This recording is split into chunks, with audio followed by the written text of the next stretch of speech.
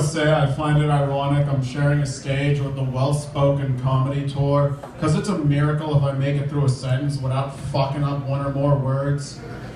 There was a time where I was hanging out with one of my friends. I forget what we were talking about because we had just finished a fat joint, but I know my mind was thinking double bacon burger, possibly another side effect of the joint. What my vocal cords vomited out was Bracken Bacon Brugger. And I wanted to take solace in at least getting one word right, but even by Meatloaf standards, you need 2 out of 3 before it ain't bad.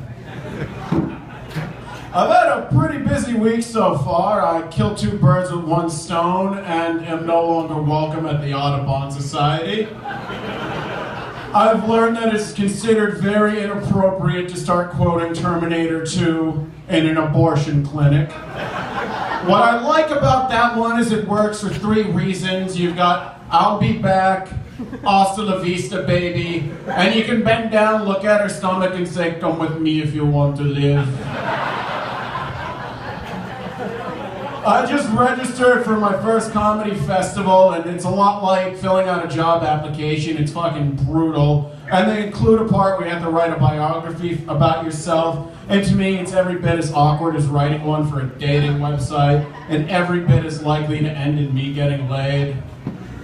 I did do the online dating thing, and that was a spectacular disaster. I did go on a few dates. The last one was to an art museum, and the only thing I could take away from that is postmodernism might as well be called pussy because I don't get it.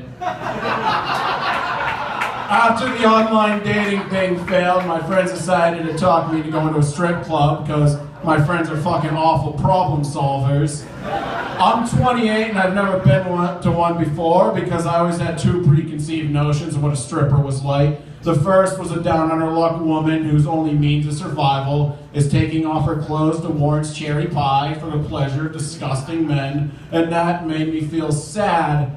The second was an empowered feminist type using the male's gender's obsession with tits and Warren's cherry pie to get money from disgusting men, and that makes me feel had. When I got to the Gold Club in Bedford, I was wondering if I'd be seeing the former or the latter. Finite mixture of both, and it was entirely the former.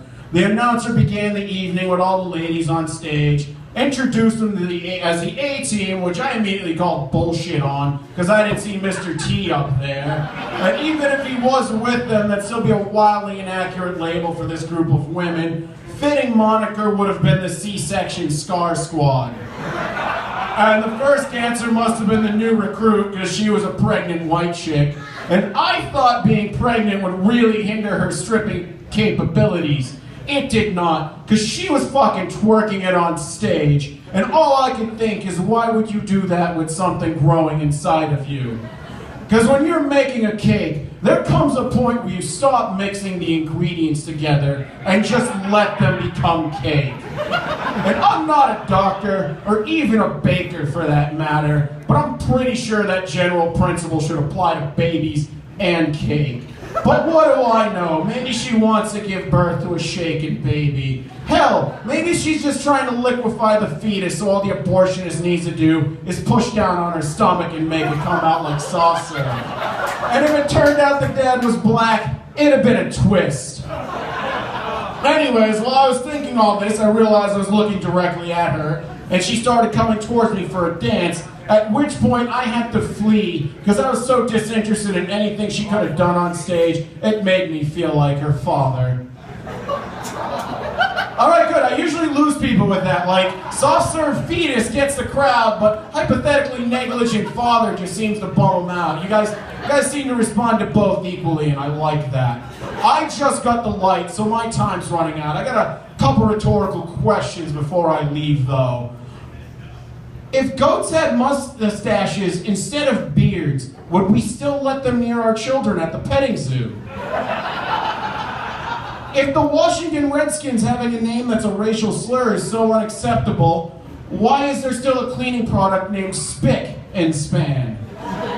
And finally, if you try to quit heroin and fail, were your efforts in vain? And that's it for me tonight. Back to Dave Carter. I'm James Mullan.